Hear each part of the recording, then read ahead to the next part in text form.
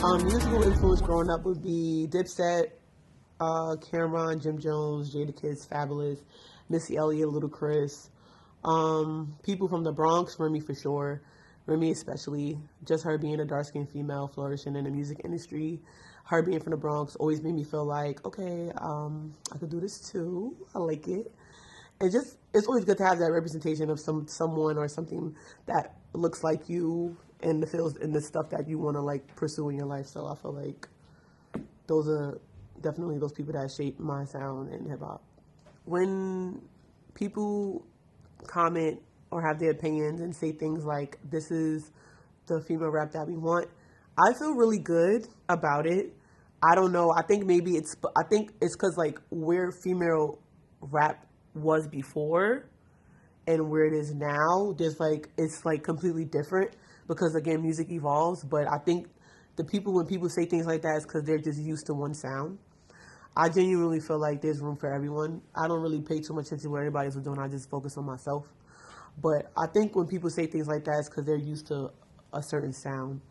And today we have so many different types of sounds and genres of rap music in general. So it doesn't bother me. It just makes me feel like, okay, cool, I take the compliment. But I know everybody going to have their opinion because today's hip-hop is not what it used to be. My general take on female rappers making their way to the front today is that it's amazing to see. It's a beautiful feeling.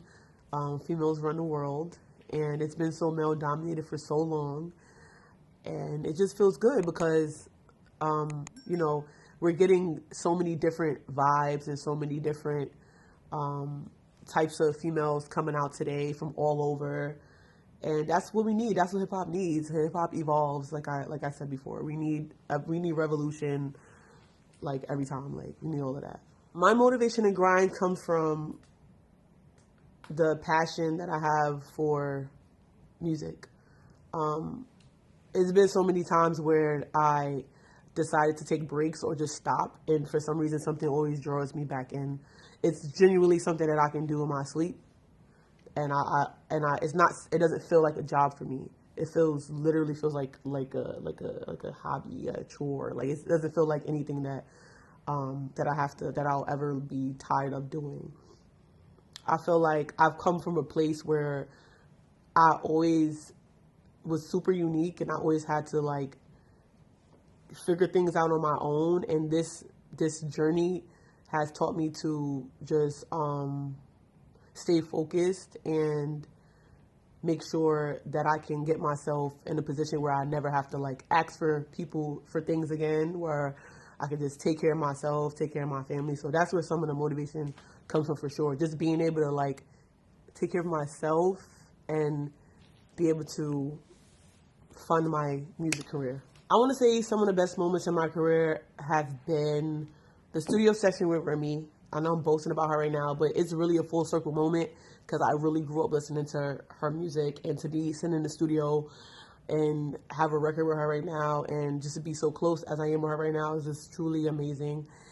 I think that was our moment for us to really genuinely feel each other's vibe out and see if we can like be cool beyond the business part, and it definitely became that. And I think it was a great moment. Like that was one of the biggest moments for me, I feel like, because we're really cool now. She's so sweet.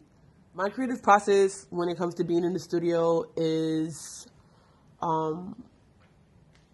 it really depends, honestly. Like if I'm in LA, I'm gonna need some liquor, tequila to be exact, Red Bull, because when I'm in LA, I typically don't write music at home. When I'm home, I write music at home and then I go to the studio. So really it's just like I create at home because that's my comfort space, and then I go to the studio to record. But when I'm in LA, I'm record on the spot. So I feel like I'm getting like sparks of inspiration or just being a different vibe or different energy. So I'm like sipping when I'm in LA. But when I'm back at home, I just go straight to the studio and I record, and I go back home. Like I don't do anything extra. I don't have like a entourage. I don't smoke in the studio, and nothing other than that. If I have writer's block and I really need to get something done, I might smoke a little weed. That's it. What's going on, guys? It's your girl Connie Diiamond, Big Bronx in the building, and you're checking out 24/7 HH.